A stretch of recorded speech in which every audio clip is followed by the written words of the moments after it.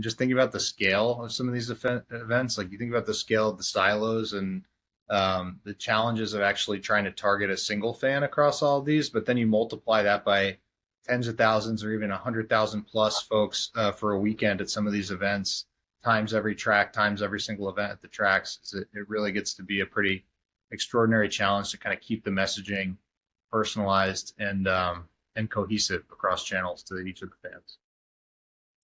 Yes, absolutely. And there's so many unique aspects at each track as well. Not every track is the same. If you go to Daytona, it's a 2.5 mile super speedway. We have our short tracks at Richmond, Martinsville. It's different types of racing at our different tracks as well. So again, we wanted to make sure we're offering the right messaging to folks. And so where we had some of our problems again is decreased campaign velocity. There was a lot of hours of coding being involved. There's a lot of human error that's involved as well. So people could be getting the wrong message. I talked about this earlier, but there's no single view of the customer. We weren't able to see who's going to Daytona, who's going to Richmond. Are people traveling from further away at certain tracks? Inconsistent messaging was definitely one of our biggest problems. The folks would be getting hit with mixed messaging, whether it was through our email platforms, phone calls, and then lack of personalization and making sure that that message, whether if you have kids in your household, making sure it's a youth message. If you're in college, military, making sure you're getting hit with those discounts, as well as personalizing it. If you told us your favorite driver was Kyle Busch, we don't want to be sending you a Denny Hamlin message. We want to make sure it has Kyle Busch on there, right?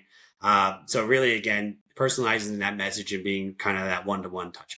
I think the sophistication of where NASCAR is in terms of its life cycle marketing is fairly remarkable. Now that they've kind of unlocked some of these these capabilities that seem like superpowers to the marketers, is you think not about just kind of spraying and praying a campaign on one channel and hoping that there's a reaction from the fans, which is what we've seen done for different teams, leagues, customers in different industries when we first start working with them.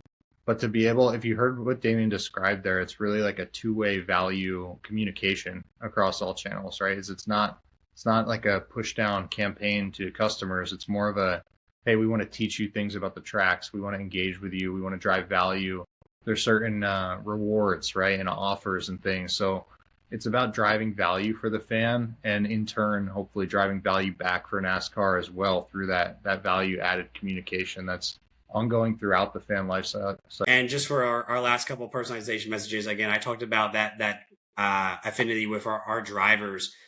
We have our new event next year in Mexico City, and wanting to be able to kind of promote that to certain fans, and making sure that we have, again, the right driver on that messaging for those fans, as well as those unique ticket packages that we have at our venues. Some of our drivers are available for these Q&As where you get kind of more of a personalized up close view with the driver, being able to answer or ask him any questions that you have. And it's right before a race, right before he's able to go out and have competition and have the adrenaline flowing. You're kind of able to, again, interact with our drivers. And again, we want to make sure that you're having that appropriate message moving forward.